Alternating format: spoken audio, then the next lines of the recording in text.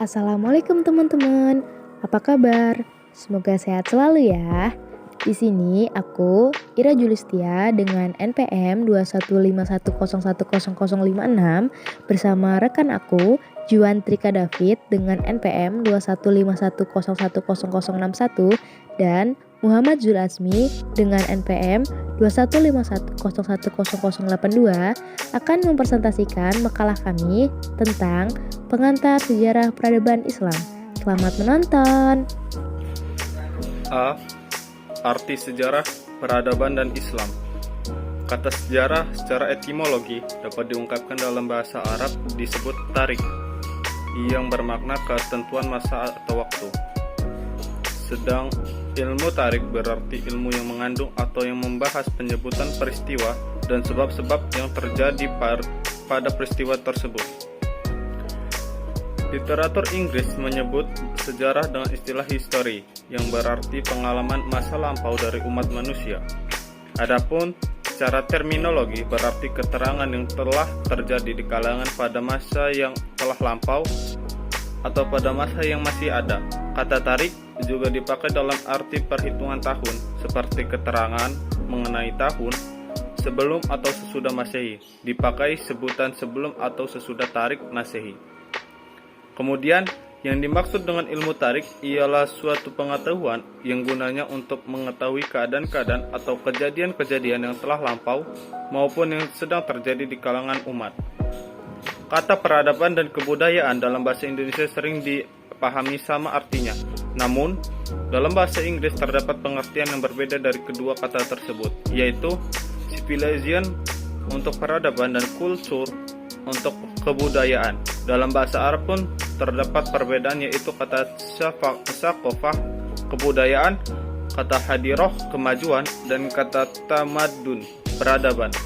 Sementara itu, Badriyatim mengatakan bahwa peradaban Islam merupakan terjemahan dari kata al-hadaroh al-islamiyah dalam bahasa Arab yang sering diterjemahkan ke dalam bahasa Indonesia dengan kebudayaan Islam.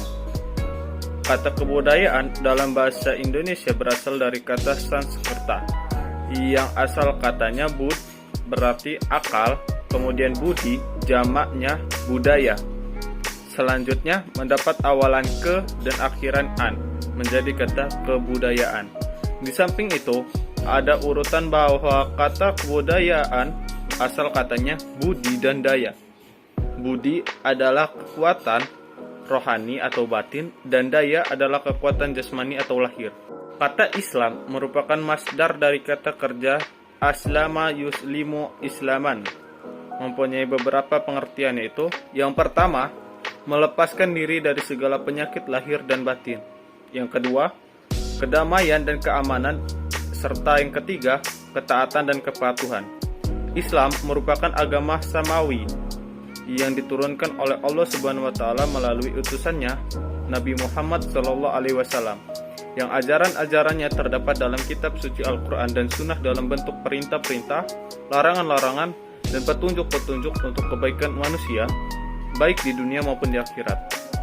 Islam pada hakikatnya membawa ajaran-ajaran yang bukan hanya mengenai suatu aspek segi, tetapi mengenai berbagai aspek dari kehidupan manusia, meliputi aspek akidah atau teologi, ibadah, hukum, tasawuf atau mistisme, filsafat, politik, dan pembaruan. Khusus kebudayaan dan peradaban.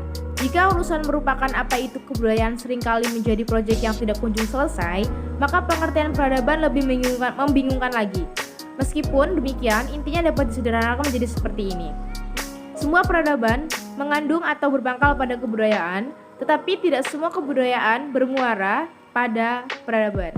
Peradaban mempunyai persamaan utama dengan kebudayaan, yaitu suatu kebudayaan maupun suatu peradaban mempunyai tendensi perennial untuk berkembang, progresif, dan menjadi lebih kompleks.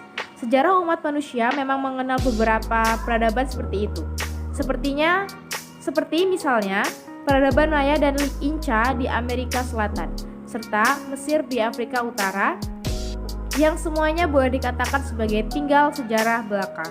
Di samping itu, kita kita kenal juga peradaban Yunani yang kemudian diambil alih dalam peradaban Romawi. Yang berbagai kinerja ilmu pengetahuan dan filsafatnya sekarang diambil alih di dalam apa yang dikenal sebagai peradaban Barat. Hubungan Al-Quran dan hadis dengan peradaban. Al-Quran dan As-Sunnah Nabawiyah yang suci merupakan dasar yang membantu peradaban Islam.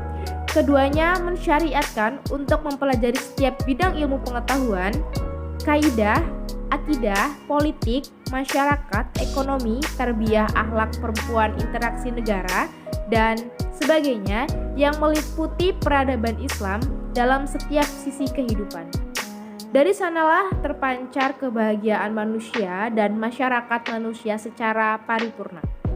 Peradaban Islam mencapai puncak kejayaan karena diterapkan hukum Islam. Di dalam Islam, sumber hukum utama adalah Al-Quran dan hadis. Jika Islam tidak menjadi Al-Quran dan hadis sebagai sumber hukum, maka peradaban Islam tidak akan maju, baik dalam hal kesusastraan, ilmu pengetahuan, dan kesenian.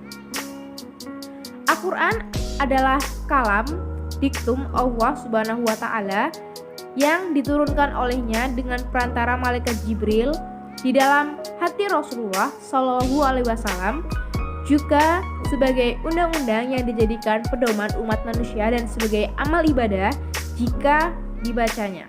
Dengan demikian, Al-Quran menjadi landasan sedangkan As-Sunnah sebagai penjelasannya. D. Metodologi penulisan sejarah. Metodologi terdiri dari metode dan logi. Metode berasal dari metod, artinya cara jalan. Arti lainnya adalah cara yang teratur dan terpikir baik-baik untuk mencapai suatu maksud. Bisa juga diartikan sebagai cara kerja yang bersistem untuk memudahkan pelaksanaan suatu kegiatan guna mencapai tujuan yang ditentukan. Sedangkan logi atau logos berarti ilmu. Jika digabungkan, berarti ilmu berupa jalan atau cara dalam memahami sesuatu. Adapun dalam penulisan sejarah, dalam sejarah peradaban Islam, metode yang digunakan mengacu kepada dua hal. Pertama, metode penggalian sejarah atau historiografi, dan kedua, metode sejarah. 1. Metode penggalian sejarah. A. Metode lisan atau interview. Dengan metode ini, pelacak suatu objek sejarah dilakukan dengan interview atau wawancara. Disebut dengan metode kuesioner karena terjadi suatu dialog yang dilakukan oleh pewawancara untuk memperoleh informasi dari terwawancara. B. Metode observasi. Dalam metode ini, objek sejarah diamati secara langsung sebelum penelitian dimulai atau pertama kali terjun ke lapangan. Metode observasi sangat penting untuk digunakan dalam sebuah penelitian dengan mengumpulkan data-data, yakni penyelidikan yang dijalankan secara sistematis dan sengaja. Diadakan dengan menggunakan alat indera terhadap kejadian yang dapat langsung ditangkap. Jadi, metode observasi adalah metode penelitian dengan pengamatan yang dicatat secara sistematis fenomena-fenomena yang diselidiki. C. Metode dokumenter. Metode ini berusaha mempelajari secara cermat dan mendalam segala catatan atau dokumen tertulis. Metode dokumentasi merupakan metode pengumpulan data yang digunakan untuk mengetahui data yang dapat dilihat secara langsung sebagai laporan tertulis dari suatu peristiwa yang isinya terdiri dari penjelasan dan pemikiran terhadap peristiwa dan sengaja menyimpan keterangan-keterangan tertentu atau catatan-catatan. 2. Metode sejarah. A. Metode deskriptif. Metode ini ditunjukkan untuk menggambarkan adanya peradaban Islam tersebut. Maksudnya ajaran Islam sebagai agama samawi yang dibawa oleh Nabi Muhammad SAW yang berhubungan dengan peradaban diuraikan sebagaimana adanya, dengan tujuan untuk memahami yang terkandung dalam sejarah tersebut. B. Metode komparatif. Metode ini merupakan metode yang berusaha membandingkan sebuah perkembangan peradaban Islam dengan peradaban Islam lainnya. Melalui metode ini dimaksudkan bahwa ajaran-ajaran Islam tersebut dikomparasikan dengan fakta-fakta yang terjadi dan berkembang dalam waktu serta tempat-tempat tertentu untuk mengetahui adanya persamaan dan perbedaan dalam suatu permasalahan tertentu. Dengan demikian, dapat diketahui pula adanya garis tertentu yang menghubungkan peradaban Islam dengan peradaban yang dibandingkan. C. Metode analisis sintesis. Metode ini dilakukan dengan melihat sosok peradaban Islam secara lebih kritis, ada analisis dan bahasan yang luas serta kesimpulan yang spesifik. Dengan demikian, akan tampak adanya berlebihan dan kekhasan peradaban Islam. Hal tersebut akan lebih jelas dengan adanya pendekatan sintesis yang dimaksudkan untuk memperoleh kesimpulan yang diambil untuk memperoleh suatu keutuhan dan kelengkapan kerangka pencapaian tujuan serta manfaat penulisan sejarah peradaban Islam. Kesimpulan, sejarah peradaban Islam adalah keterangan mengenai pertumbuhan dan perkembangan peradaban Islam dari satu waktu ke waktu yang lain, sejak zaman lahirnya Islam sampai sekarang. Adapun dalam penulisan sejarah, dalam sejarah peradaban Islam, metode yang digunakan mengacu kepada dua hal, yaitu yang pertama, metode penggalian sejarah atau historiografi yang terdiri dari metode lisan atau interview, metode observasi, metode dokumenter.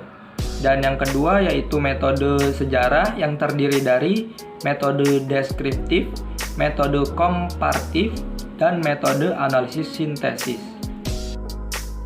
Sekian penjelasan dari kami. Bila ada salah kata dalam penyampaian makalah kami mohon maaf, and thank you. Wassalamualaikum warahmatullahi wabarakatuh.